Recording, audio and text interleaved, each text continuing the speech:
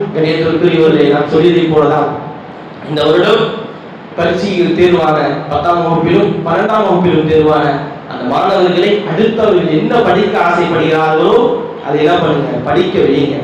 பெண் குழந்தைகளாக இருந்தாலும் சரி, நீங்கள் அவர்களிடம் தீனை புகுத்தி விட்டு நீங்கள் படிக்க அனுப்புங்கள். ஒருபோதும் அவர்கள் வழி தவற மாட்டார்கள். அவர்கள் என்ன, நீங்கள் தீனை மட்டும் அவர்களுக்குள் புகுத்தி விடுங்க, வேற எதுவுமே பண்ணாதீங்க. தீனை புகுத்தி விட்டு, ஏன்னா நம்ம நிறைய பேர் சொல்றோம், நம்ம வீடுகள்லயே இங்க விஷயத்த மட்டும் சொல்லிக்கிறேன், நம்ம நிறைய வீடுகள்ல தீன் பேசுறதே கிடையாது. தீன் பேசுறதே கிடையாது. நமக்கு ஒரு சில நபிமார்கள், இங்க நிறைய வயதானவர்கள் இருக்கிறீங்க, அதனால சொல்றேன், இங்க எல்லாருமே நம்மளுடைய தாதிமா நன்னிமா அம்மா சொல்லி தந்த நபிமார்களுடைய வரலாறு யாராவது நமக்கு சொல்லி தருவாங்க. யூசுப் அலைஹிஸ்ஸலாமை பற்றி இங்க யாரும் நம்ம யாரை கேட்டுக்க மாட்டோம், ஹஸரத்திட்ட கேட்டுக்க மாட்டோம். அம்மாக்கள் சொல்லி கேள்விப்பட்டிருப்போம் யூசுப் அலைஹிஸ்ஸலாமை பற்றி. ஆதம் அலைஹிஸ்ஸலாமை பற்றி நம்முடைய அம்மா நமக்கு வழியில போட்டு தாலாட்டி என்றபோது ஆதம் அலைஹிஸ்ஸலாமுடைய வரலாறுகள் சொல்லிய காலங்கள் உண்டு, குர்ஆன் ஓதிய நிலைகள் உண்டு. இதெல்லாம் வீட்டிலிருந்து எடுத்துட்டு இன்னைக்கு எந்த வீடுகள்லையும் குர்ஆன் ஓதும் சத்தம் கேட்குதோ இல்லையோ, சீரியல் சவுண்ட் கேட்கும்.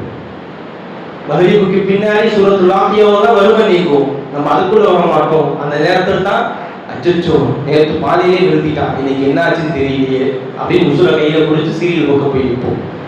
அப்போ நம்ம தீனை வீட்டில இருந்து எடுத்துட்டு நம்மளுடைய குழந்தைகள் மட்டும் சரியாக வரணும்னு நினைச்சா மிகப்பெரிய தவறு. தீனை உங்களிடமிருந்து கொண்டு வா, குழந்தைகள்கிட்ட கொண்டு போய் கொடு, பேசுங்க, வரலாறுகளை சொல்லுங்க. முதல்ல நம்ம வரலாறுகளை தெரிஞ்சுக்கொள்ள வேண்டும். 4 ஹலீஃபாக்களுடைய சமீபத்தில் ஒரு இடத்துல போய் குழந்தைகிட்ட கேட்கிறேன், 4 ஹலீஃபாக்களுடைய பேரை சொல்லி யோசிக்கிறாங்க. சக்கர் வரல, அபூபக்கர் ரலியல்லாஹ், உமர் ரலியல்லாஹ், உஸ்மான் ரலியல்லாஹ், அலி ரலியல்லாஹ், குலஃபாக ராஷிதீன் என்று அடையாளப்படுத்தப்பட்டவர்கள்.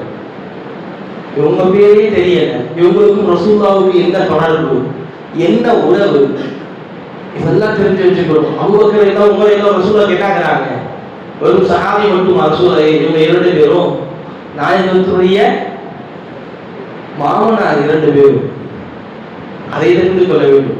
அலி நாயகமும் உஸ்மான் ரலியல்லாஹு அவர்களும் யாரு?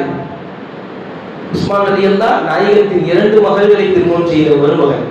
அலி ரலியல்லாஹு அவர்கள் ரசூலுல்லாஹ்வுடைய சச்சா பெரியத்தா பையன் ஒன்று, ரசூலுல்லாஹ்வுடைய பெரியத்தா பையன் என்கின்ற முறையில் தம்பி இன்னொன்று, ரசூலுல்லாஹி ஸல்லல்லாஹு அலைஹி வஸல்லம் வளர்க்கப்பட்ட வளர்ப்பு மகன்களில் ஒருவர் அலி ரலியல்லாஹ். 3வது ரசூலுல்லாஹ்வுடைய அருமை மகளா ஃபாத்திமா ரலியல்லாஹு அவர்களை திருமணம் செய்த மருமகன். 3 வகையில் உறவுக்காரராக ஆகிறார் அலி ரலியல்லாஹ். இதெல்லாம் நமக்கு தெரிஞ்சிருக்கணும். இது தெரிஞ்சாதான் குழந்தைகள்கிட்ட சொல்ல முடியும். நான் சொல்வது என்னன்னா, குழந்தைகள்கிட்ட சொல்லுங்க, தீனை பூர்த்தி படிக்க வைங்க, ஒருபோதும் வழி தவற மாட்டாங்க.